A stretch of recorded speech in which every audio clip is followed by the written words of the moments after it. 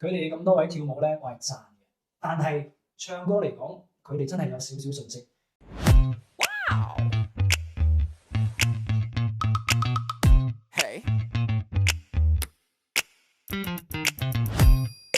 Hello， 大家好，歡迎翻嚟國風教唱歌嘅教學頻道啊！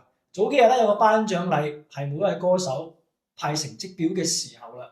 咁但係咧睇現場嘅時候，我見到有好多嘅歌手攞唔到啲成績出嚟喎。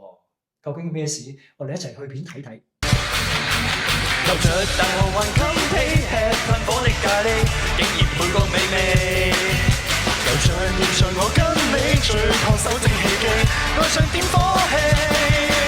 麻辣就是你的標記，我不怕熱氣，慢慢遠遠你競技。聽到呢度，大家覺得有啲咩問題？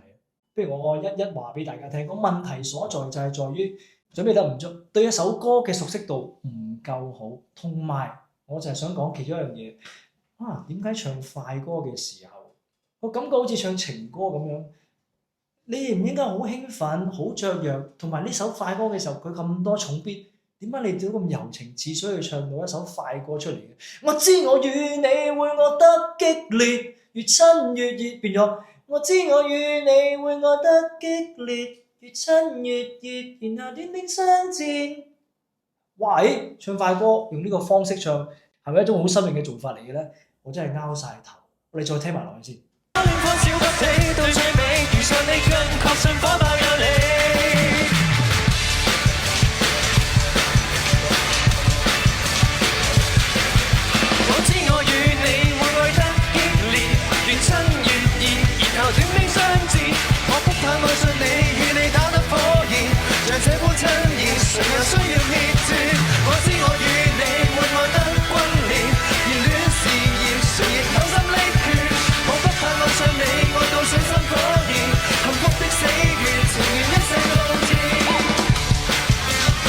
無可否認，佢哋咁多位跳舞咧，我係讚嘅。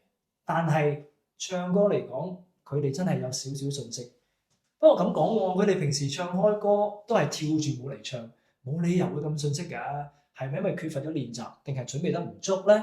所以大家聽到 chorus 嘅時候咧，我覺得哇，太柔弱啦，同個音樂好似唔係好夾。然之後一樣嘢就係好缺乏嘅就係唱快歌嗰種節奏感。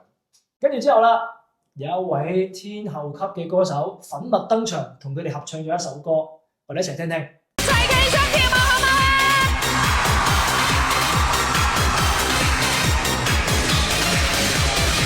在地球日夜運行販賣時間，為了買今晚，讓我放肆璀璨。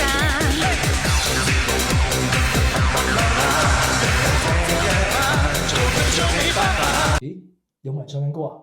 定係唱歌嘅時候入唔到咪咧？定還是真係準備不足？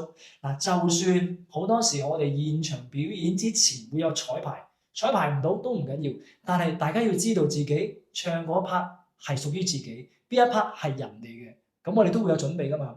但冇理由連自己邊個 key 唱邊個位都唔準，或者唱唔到嘅話，會唔會真係有啲失望咧？要好玩，要好玩，要閃閃的襯衫。講表演也表演，要讓人去想。要高攀，要高攀，吃不飽的晚餐。有啲間再不需工作間。去到呢一 part 啦，佢哋知道，咦唔係喎，我哋真係要唱翻原唱個 key。要好玩，要好玩嘅閃閃的晚餐，有表演我表演，要有你一雙眼。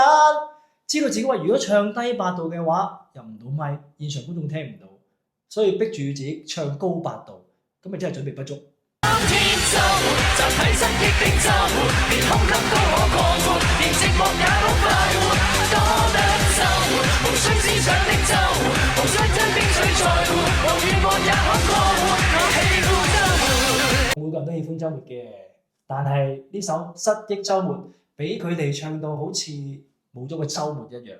但係唔緊要㗎，真係可能現場嘅時間，我哋有好多唔同嘅事發生，影響咗自己嘅水準。但係呢個都唔可以成為一個藉口。我哋每一位歌手出場之前，一定要做好準備。之前蘇永康都講過，就算你喺台上面 rehearsal 做足100分，到真正錄影開始嘅時候，可能你會減到30%，即係變翻70%。咁如果你連我70%都做唔到，咁再減落去，咁所以咪唔係幾好咯。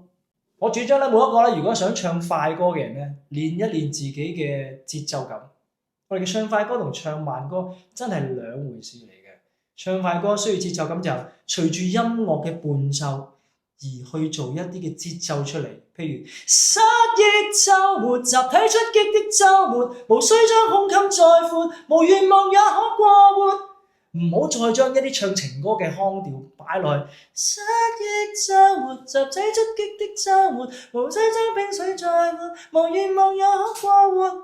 真係唔 work 㗎，所以我唔會將陳奕迅同埋陳慧琳同咁多位作比較，因為比下去，人比人會比人㗎嘛。同埋記住啊，唱快歌都要練習你嘅氣息同埋你嘅體能，做多啲運動。一路做運動嘅時候，一路唱歌或者一路跑步嘅時候唱歌，你會知道自己缺乏咗啲乜嘢。唔信留言話俾我聽啦。如果大家有啲咩意見可以俾我嘅話，喺留言區話俾我聽啦。記住訂閱我哋 VMA 嘅 YouTube channel，同埋記得點讚。誰都可發光，梗係揀呢個地方啦。